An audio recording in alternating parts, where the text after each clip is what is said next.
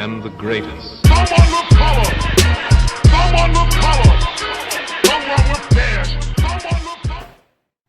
What is up, guys? Marcellus Williams, aka TheSwolefessor, here to educate you on health, fitness, and social well-being. Today, guys, I want to talk to you about the mind-to-muscle connection in terms of what that is, what it's for, and just pretty much all the misconceptions that go along with it. And while doing so, guys, I'm just showing you a few clips from Tuesday's workout. For those of you who don't know, Tuesdays and Thursdays are pretty much deadlift and back oriented on my current powerlifting program, and I worked up to 3 sets of everything. So right now you're seeing me warm up on deadlifts, but eventually you'll see me get to my working sets. Anyway, to the topic at hand. So the mind to muscle connection. This is something, guys, that a lot of people talk about, a lot of people mention, but not a whole lot of people actually explain what this is, explaining if it's necessary, if it's not necessary. So just a quick overview, guys. The mind to muscle connection is pretty much what a lot of bodybuilders, preach and talk about in terms of making sure that you're really feeling the squeeze, really feeling the contraction, really feeling the muscle work that you're hitting. And it's a great tool, guys. It's a great tip and a great tool to use in order to help people understand, full range of motion on a movement, intention, everything like that. But the question is it necessary, in the sense of, if you're not feeling a muscle doing the work, does that mean that you're not performing the exercise correctly? Or it doesn't mean like that, that exercise just isn't for you. For example, I've heard lots of people say things like, for example, I don't really flat bench press because I don't really feel it in my chest, and I don't really care about getting strong on the bench press. I just want to,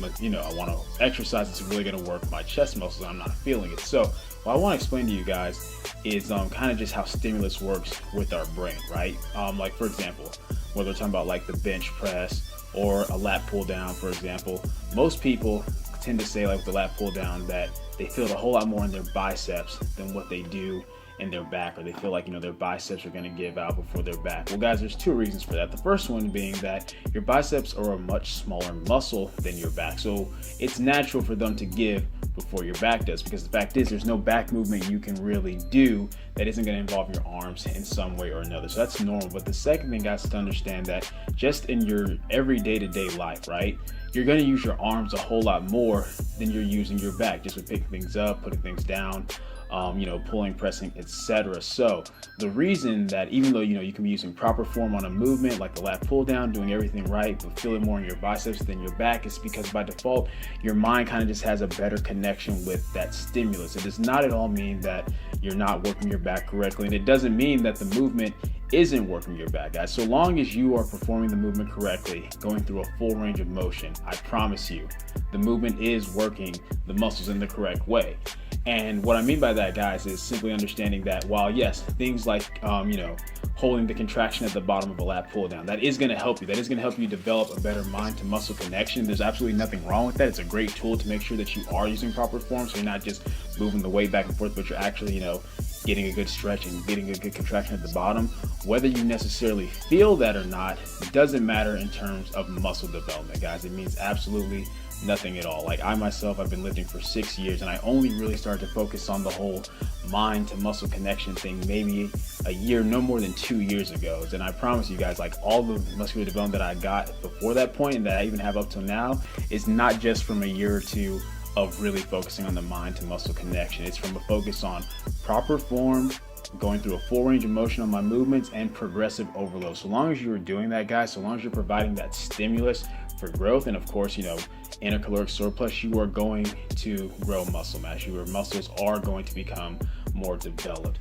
Feeling the contraction and the whole mind to muscle connection thing, as I said, there's nothing wrong with it. It's a great tool, and it's something that I personally love to utilize, especially on things like my back movements, just because it feels good, and it makes sure that I know that I am going through that full range of motion, because I'm getting that full stretch at the top of the movement and that good contraction at the bottom. That's with anything, but it has absolutely nothing to do so much with muscular development, so much as it is just helping me keep proper form. Now, with that being said, guys, if you're doing an isolated movement, like a tricep press down or bicep curl, then yeah, obviously you should be feeling the contraction in that muscle because that's the only muscle that you're working. But with compound movements, guys, it's simply understanding the fact that because there's multiple muscles involved and our brains only receive so much stimulus at once, that it's going to by default kind of go to what you're used to working more. So it's just like any other skill, guys. It's something that you have to practice and work on, but it's not necessarily a necessity. Anyway, guys, that is it for this video. It was quick, simple, and to the point. If you enjoyed it, like, comment, share, subscribe. Keep it simple, specific, scientific, and I will catch you guys later.